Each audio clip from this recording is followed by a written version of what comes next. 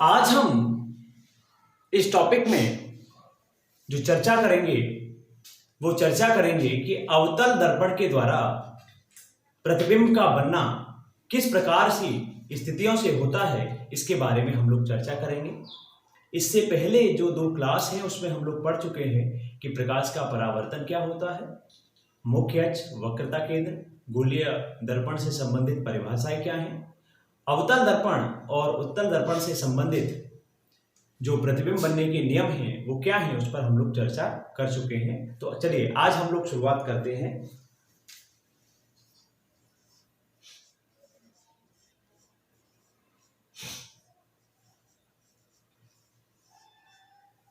अवतल दर्पण द्वारा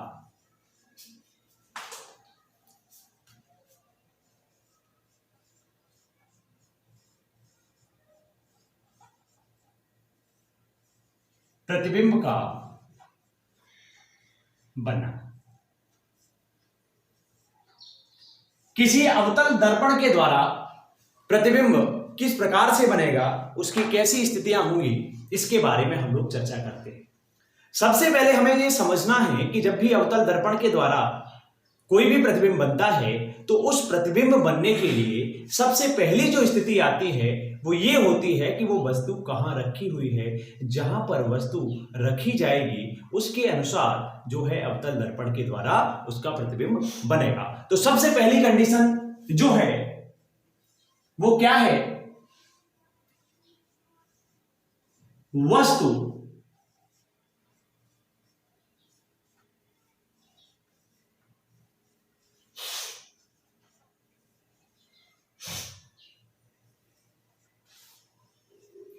अनंत पर स्थित। सबसे पहले इस स्थिति को समझते हैं।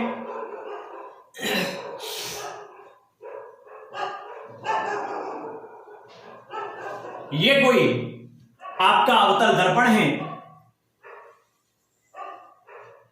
अवतल दर्पण का ये ध्रुव है जिसको P से प्रदर्शित किया गया है, P for pole, F focus है, C जो है वो वक्रता केंद्र है। और हमें ये पता लगाना है कि मान लीजिए कोई वस्तु जो है वो अनंत पर रखी हुई है तो ऐसी स्थिति में उसका प्रतिबिंब किस प्रकार से बनेगा, इसके बारे में हम लोगों को ये चर्चा करनी है। जैसा कि हम और आप जानते हैं कि मान लीजिए कोई जो वस्तु है अनंत पर, जब अनंत पर रखी हुई है तो ऐसी स्थिति में प्रकाश की किरणें जब आएंगी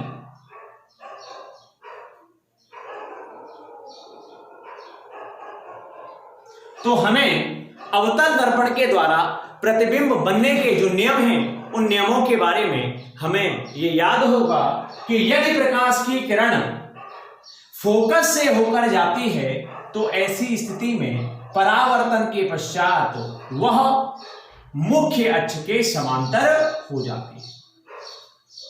हमने पहले पढ़ा है अवतल दर्पण से प्रतिबिंब बनने के नियमों के बारे में। जब हम लोगों ने चर्चा की थी तो उसमें एक नियम था कि यदि प्रकाश की किरण फोकस से होकर जाती है तो ऐसी स्थिति में परावर्तन के पश्चात वो आपका मुख्य अक्ष के समांतर हो जाती है।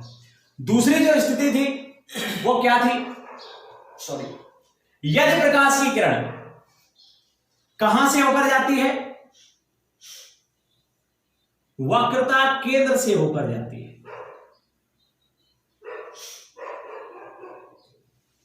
यदि प्रकाश की किरण वक्रता केंद्र से होकर जाती है तो ऐसी स्थिति में होता क्या है कि जिस प्रकाश की किरण जब वक्रता केंद्र से होकर जाती है तो ऐसी स्थिति में होता क्या है कि जिस रास्ते जाएगी उसी रास्ते वापस आ जाएगी। तो जाहिर सी बात है कि ये इसी रास्ते गई और इसी रास्ते ये वापस आ गई। जैसा कि हम और आप जानते हैं कि हमने लास्ट क्लास में पढ़ा था प्रतिबिंब बनने का जो नियम है वो क्या है कि प्रकाश की किरणें परावर्तन के पश्चात जिस बिंदु पर आकर मिलती हैं उसे कहते हैं, उसी बिंदु पर आपका प्रतिबिंब बनता है। यहां की अगर हम स्थिति को देखें कि प्रकाश की किरण जब फोकस से होकर गई है तो ये आपका मुख्य अक्ष के समांतर हो गई है, और जब वक्रता केंद्र से होकर गई है तो वक्रता केंद्र से ही गई है और वक्रता केंद्र से ही वापस आ गई है। ऐसी स्थिति में ये जो वस्तु है, ये वस्तु क्या है, फोकस तल पर ये जो इस बिंदु है, इस बिंदु पर आपका आके मिली है। यहां से अगर हम देखा जाए तो यहां पर हमने क्या देखा, हमने देखा कि यदि वस्तु अनंत पर स्थित हो तो ऐसी स्थिति में उसका प्रतिबिंब कहां बनेगा, उसका जो प्रतिबिंब होगा ये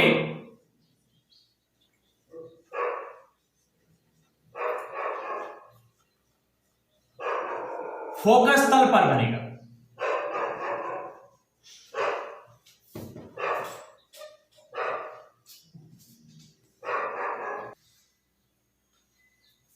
प्रकाश की किरण आपकी फोकस से होकर गई है तो परावर्तन के पश्चात ये मुख्य तल के समांतर हो गई, मुख्य अक्ष के समांतर हो गई। और जब हमने इसको देखा कि प्रकाश की किरण यदि वक्रता केंद्र से होकर जाती है तो जिस रास्ते जाती है उसी रास्ते वापस आ जाती है, तो ऐसी स्थिति में ये जिस पॉइंट पे मिलते हैं वहीं पर आपका प्रतिबिंब बनता है। और ये जो बिंदु है ये कहां है, ये फोकस के पास में है। इसलिए हम ये कह सकते हैं कि यदि वस्तु अनंत पर स्थित हो तो प्रतिबिंब कैसा बनेगा, फोकस पर बनेगा।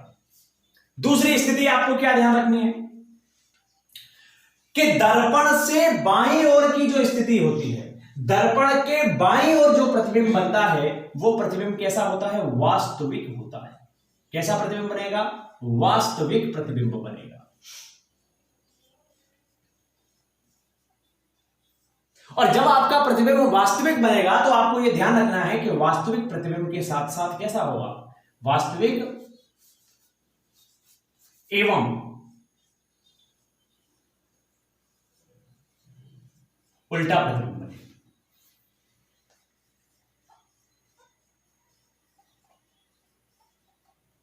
अगर आपसे कोई कहे कि वस्तु यदि अनंत पर स्थित हो तो अवतल दर्पण से प्रतिबिंब कैसा बनेगा, कहां बनेगा, तो कहां बनेगा, फोकस तल पर बनेगा। और कैसा प्रतिबिंब होगा, तो वो वास्तविक प्रतिबिंब या उल्टा प्रतिबिंब होगा। जैसा कि हमने आपको पहले ही बताया इस चैप्टर के आरंभ में कि ऐसी स्थिति में अवतल दर्पण के द्वारा जो प्रतिबिंब बनता है वो प्रतिबिंब बनना इस बात पर निर्भर करता है कि आपका जो वस्तु है वो कहां रखी गई है। दूसरी स्थिति क्या आती है उसको जरा हम लोग समझते हैं। दूसरी कंडीशन आती है वस्तु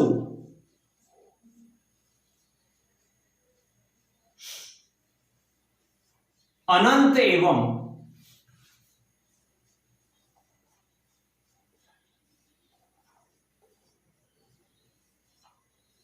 वक्रता केंद्र के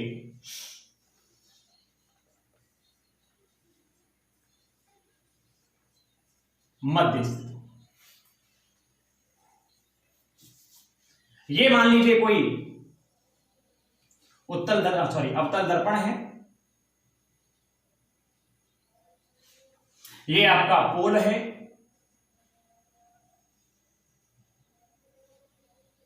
ये फोकस है, ये वक्रता केंद्र है,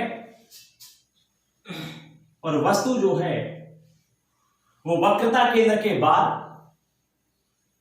और अनंत से पहले अगर रखी गई है तो ऐसी स्थिति में क्या होगा, जैसा कि हम और आप जानते हैं पहली स्थिति है कि यदि प्रकाश की किरण वक्रता केंद्र सर होके जाएगी तो ऐसी स्थिति में जिस रास्ते जाएगी उसी रास्ते वापस लौट आएगी। और दूसरी स्थिति क्या होती है कि यदि प्रकाश की जो किरण है वो मुख्य अक्ष के समांतर है, यदि प्रकाश की किरण मुख्य अक्ष के समांतर है तो परावर्तन के पश्चात वह कहां से होकर जाएगी, वो फोकस से होकर जाएगी। और फोकस से होकर जाएगी तो ऐसी स्थिति में ये कहां मिला, इस स्थिति पर वस्तु मिली है, इस बिंदु पर वस्तु मिली है, तो आप देखेंगे कि ये जो मुख्य अक्ष है, मुख्य अक्ष से ऐसी स्थिति में अगर हम देखेंगे तो क्या हुआ, ये जो प्रतिबिंब बनेगा वो प्रतिबिंब क्या हुआ, ये कहाँ पर है। यदि वस्तु अनंत और वक्रता केंद्र के बीच में स्थित है तो सबसे पहले आपको ये ध्यान रखना है कि प्रतिबिंब कहाँ बनेगा। प्रतिबिंब बनेगा आपका फोकस एवं वक्रता केंद्र के मध्य बनेगा। यदि वस्तु, आप खुद ही देखिए कि जब प्रकाश की किरणें मुख्य अक्ष के समांतर हैं तो परावर्तन के पश्चात फोकस से होकर जाएगी, वक्रता केंद्र से होकर जा रहा है तो वक्रता केंद्र से ही लौट जाएगी। ऐसी स्थिति में ये इस बिंदु पर मिल रहे हैं और ये जो बिंदु है ये फोकस और वक्रता केंद्र के बीच में है। इसका मतलब क्या है कि जो प्रतिबिंब बनेगा वो प्रतिबिंब जो है वो क्या होगा, वो फोकस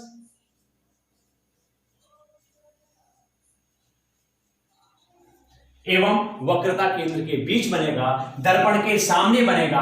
और दर्पण के सामने बनेगा तो कैसा बनेगा, वास्तविक प्रतिबिंब बनेगा। वास्तविक प्रतिबिंब बनेगा और कैसा बनेगा, उल्टा बनेगा। साथ ही साथ एक चीज और ध्यान रखें कि कहां ये वस्तु का आकार है और दूसरा ये वस्तु का आकार, प्रतिबिंब का आकार है। इसका मतलब क्या है, जो प्रतिबिंब होगा वो वस्तु से छोटा होगा। यही पहले वाली स्थिति में भी आप नोट कर लीजिएगा। तो क्या हुआ, यदि वस्तु अनंत से है, अनंत पर रखी है तो प्रतिबिंब क्या होगा, वस्तु से छोटा बनेगा। और यदि वस्तु अनंत एवं वक्रता केंद्र के बीच में स्थित है तो ऐसी स्थिति में प्रतिबिंब फोकस और वक्रता केंद्र के बीच में बनेगा और वास्तविक बनेगा, उल्टा बनेगा और वस्तु से छोटा बनेगा। ठीक है। अब जो नेक्स्ट स्थिति आती है उस पर हम लोग चर्चा करते हैं। नेक्स्ट स्थिति इस प्रकार से है,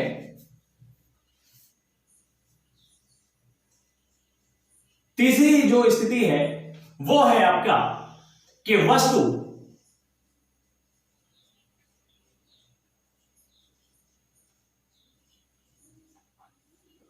वक्रता केंद्र पर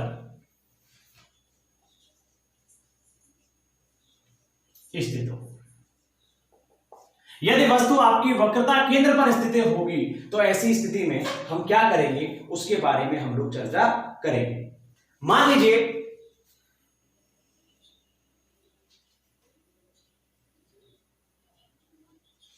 ये आपका अवतल दर्पण है,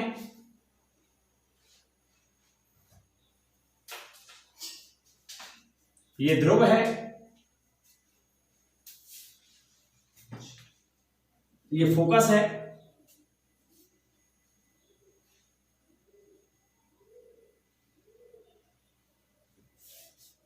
ये वक्रता केंद्र है,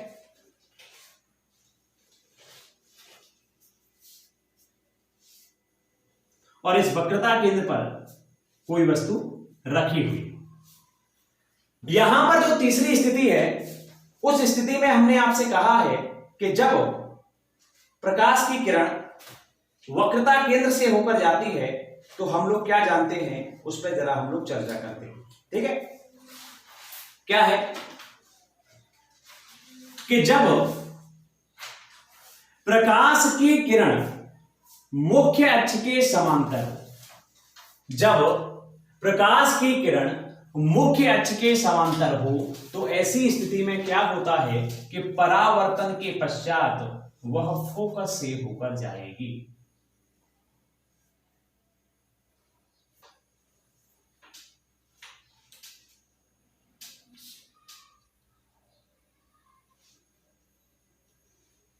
यदि प्रकाश की किरण मुख्य अक्ष के समांतर है तो ऐसी स्थिति में परावर्तन के पश्चात वो जो है वो आपकी फोकस से होकर जाएगी।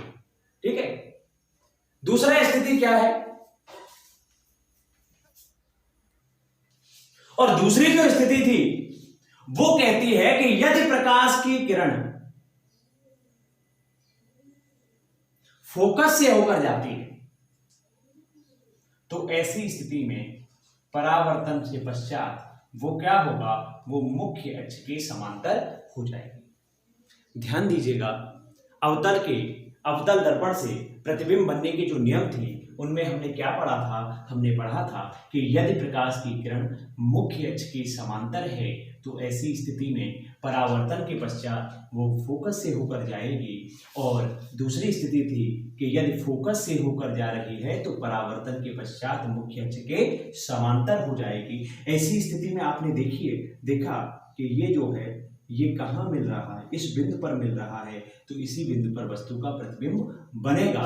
ये कहाँ पर है? इसका आधार क्या है? वक्रता केंद्र। इसका मतलब क्या है कि यदि वस्तु वक्रता केंद्र पर स्थित हो तो क्या होगा? प्रतिबिंब जो होगा वो क्या होगा?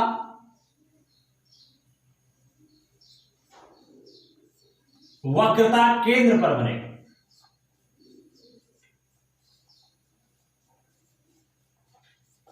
ये वक्रता केंद्र है, वक्रता केंद्र पर ही बनेगा। और दूसरी स्थिति क्या है?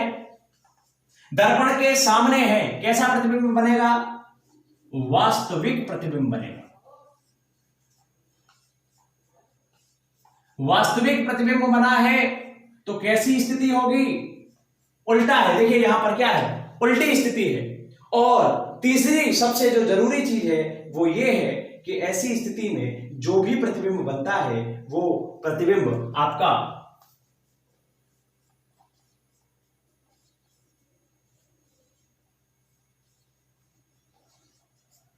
वस्तु के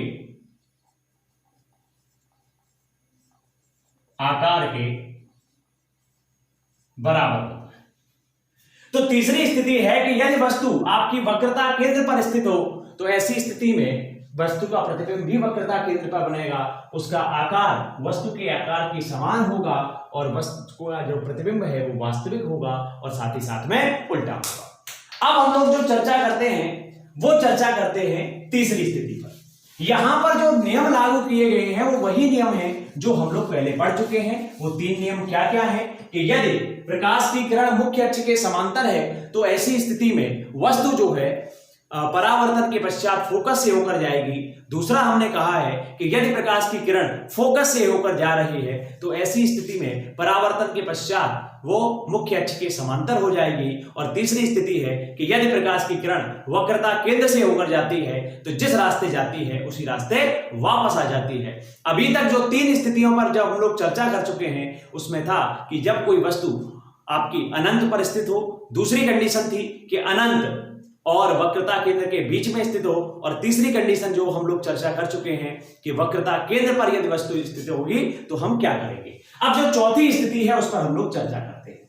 और वो चौथी स्थिति क्या कहती है? चौथी स्थिति कहती है कि वस्तु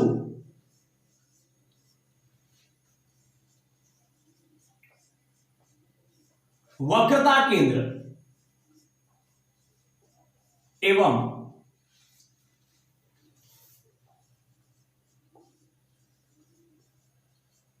फोकस के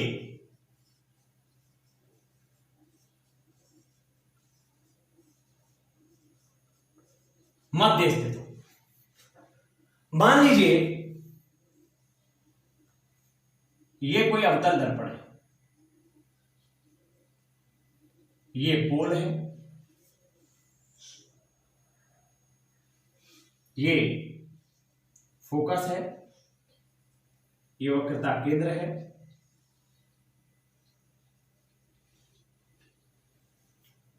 ये आपका कोई वस्तु है। जब ऐसी स्थिति में हम लोग चर्चा करेंगे तो स्थिति आपकी है क्या कि यदि प्रकाश की किरण, हम लोगों ने क्या पढ़ा है?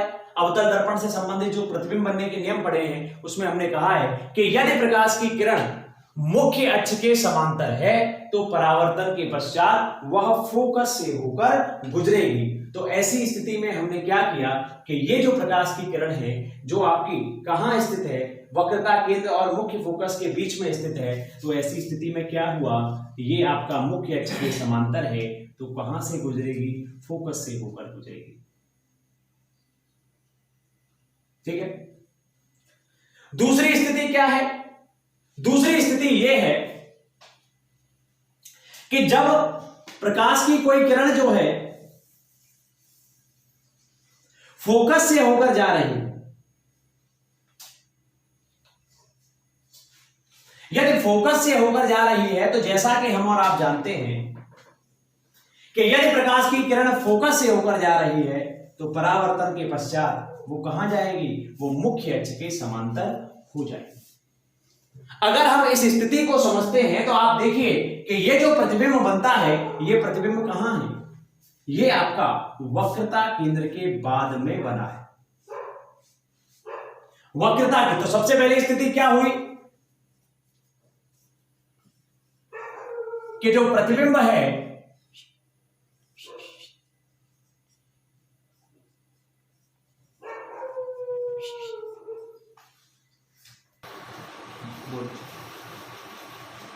वक्रता केंद्र एवं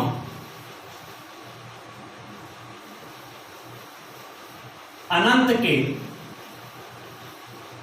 मध्य बनेगा। दूसरी स्थिति क्या देखिए, ये जो आकार है, इस आकार में और इस आकार में अंतर है, अर्थात जो बनेगा वो क्या होगा, वस्तु से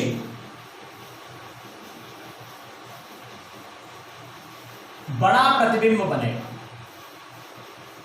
तीसरी स्थिति क्या है कि जो ये वस्तु बनी है ये दर्पण के सामने की स्थिति में आई है। इसका मतलब ये जो प्रतिबिंब बनेगा वो कैसा होगा, वास्तविक होगा। और वास्तविक के साथ साथ यहां पर आप देख भी रहे हैं कि ये जो प्रतिबिंब है ये क्या है, प्रतिबिंब आपका वास्तविक है और साथ ही साथ में उल्टा। जैसा कि हम और आप जानते हैं अवतल दर्पण से प्रतिबिंब बनने के जो नियम की स्थिति हमने पढ़ी थी कि यदि प्रकाश की किरण मुख्य अक्ष के समांतर है तो परावर्तन के पश्चात फोकस से होकर जाएगी, और यदि फोकस से होकर जा रही है तो ये आपका मुख्य अक्ष के समांतर हो जाएगा। अब हम लोग चर्चा करते हैं नेक्स्ट जो स्थिति है वो क्या है, जरा उसको समझते हैं। अगली स्थिति है कि वस्तु जो हो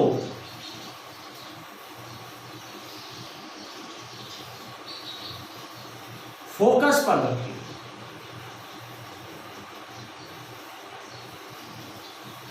हम धीरे धीरे कम करते हुए आ रहे हैं। पहले हमारी वस्तु अनंत पर थी, उसके बाद में वस्तु अनंत और वक्रता केंद्र के बीच में थी, फिर हमने वस्तु को रखा वक्रता केंद्र पर, उसके बाद में वक्रता केंद्र और फोकस के बीच में रखा। अब जो वस्तु आ गई वो कहां आ गई, वो आ गई आपकी फोकस पर। और जब वस्तु फोकस पर स्थित है तो ऐसी स्थिति में हम क्या करेंगे, जरा उसको देखते हैं।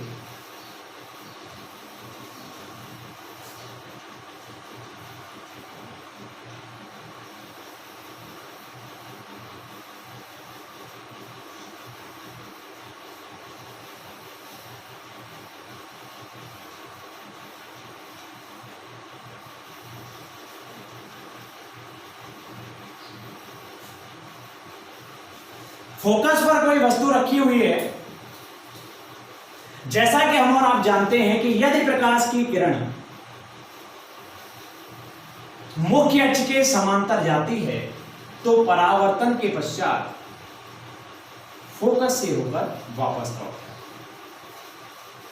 दूसरी स्थिति क्या है, यदि प्रकाश की किरण वक्रता केंद्र से होकर जाती है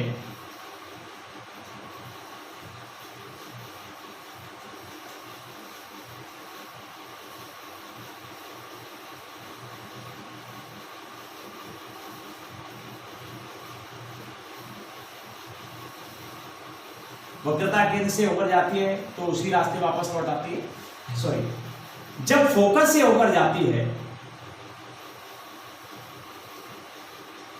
तो ऐसी स्थिति में मुख्य अक्ष के समांतर हो जाती है।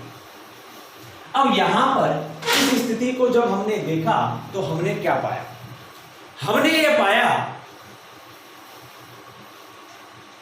कि वस्तु जो है आपका वक्रता केंद्र से होकर इस स्थिति को जरा आप पुनः देख लीजिए। जब वस्तु आपकी फोकस पर स्थित हो तो ये वस्तु है कोई फोकस पर स्थित है।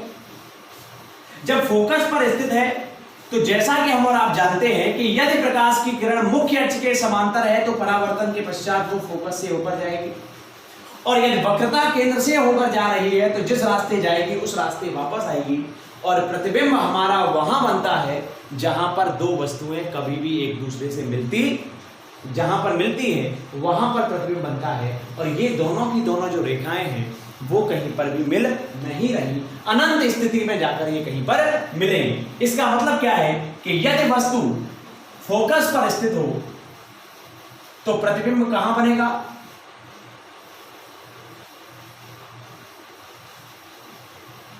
आपका पहले तो ये देख लेते हैं आकार कैसा होगा।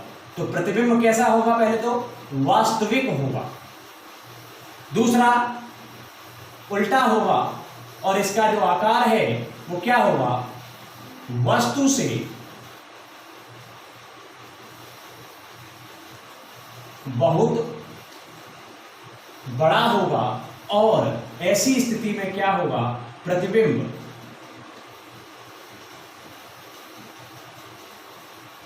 वक्रता केंद्र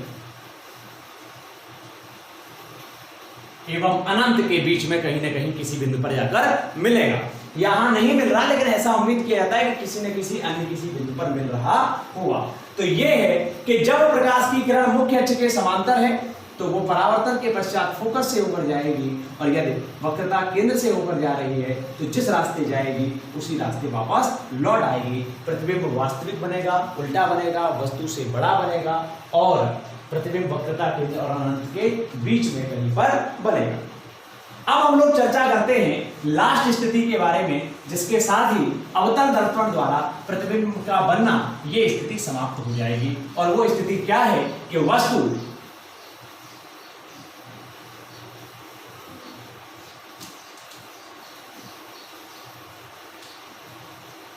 फोकस एवं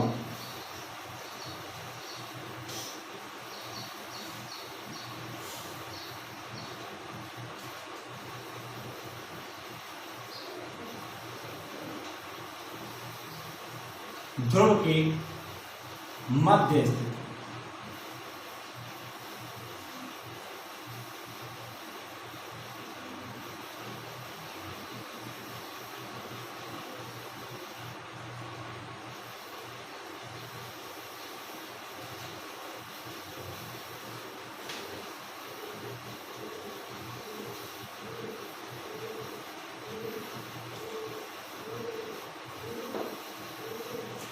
जब प्रकाश की किरण वक्रता केंद्र से होकर जाती है तो जिस रास्ते जाती है उसी रास्ते वापस लौट आती है। ठीक है, जब प्रकाश की किरण वक्रता केंद्र से होकर जाती है तो जिस रास्ते जाती है उसी रास्ते वापस लौट आती है। और इसके साथ ही हम और आप इस बात को जानते हैं कि यदि प्रकाश की जो किरण है वो क्या है? मुख्य अक्ष के समांतर है, तो परावर्तन के पश्चात वो फोकस से होकर गुजरती है। ऐसी स्थिति में हम और आप पाएंगे कि ये जो प्रतिबिंब है ये प्रतिबिंब कहाँ है? अनंत पर आगे तो कहीं प्राप्त नहीं होगा, ऐसा कहा जाएगा कि दर्पण के पीछे ये कहीं पर प्राप्त होगा। तो ऐसी स्थिति में ये जो स्थिति है वो बताती है कि यदि दर्पण के पीछे की अगर हम स्थिति पर बात करें तो जो आपका प्रतिबिंब बनता है वो प्रतिबिंब आपका कैसा बनता है? आभासी बनेगा। पहले तो ये बात चाहते हैं कि बनेगा कहाँ, तो कहाँ बनेगा? दर्पण के पीछे बनेगा। और कैसा होगा? आभासी होगा। और कैसा होगा? आभासी और सीधा प्रतिबिंब हो। इसी के साथ में हम लोग आज अवतल दर्पण द्वारा प्रतिबिंब का बनना इस स्थिति को समाप्त करते हैं। अगली स्थिति पर चर्चा करेंगे नेक्स्ट वीडियो। धन्यवाद।